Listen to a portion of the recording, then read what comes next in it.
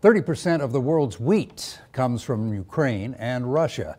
CBS 2's Kristen McPeak spoke with the Idaho Wheat Commission today to learn more about how losing those exports, if that happens, would impact us here in Idaho.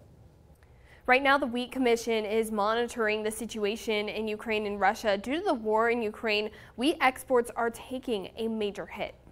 Idaho is the 5th largest producer in the United States, and we produce about 100 million bushels of wheat.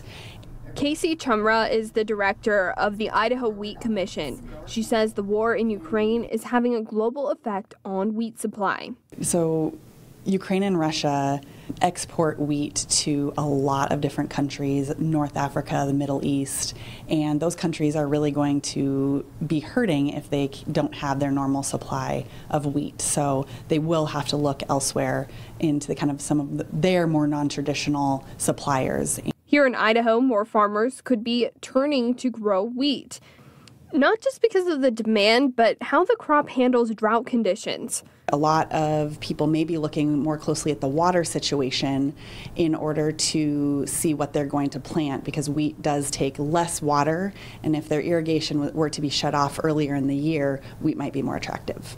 And for consumers, they could expect to be paying a little more for wheat products. Higher prices obviously will likely be passed along. However, the prices of wheat are a very small percentage of any of the costs of the end product. So I don't think that the high cost of wheat is something that needs to be concerning the average consumer at this time. Chumrau says that while there's still a lot of unknowns, she does know one thing. Idaho wheat farmers always say how proud they are to be growing the food that feeds people around the world, and I think in a situation like this, if they can step up and kind of fill that gap a little bit, they're going to be very proud to do that.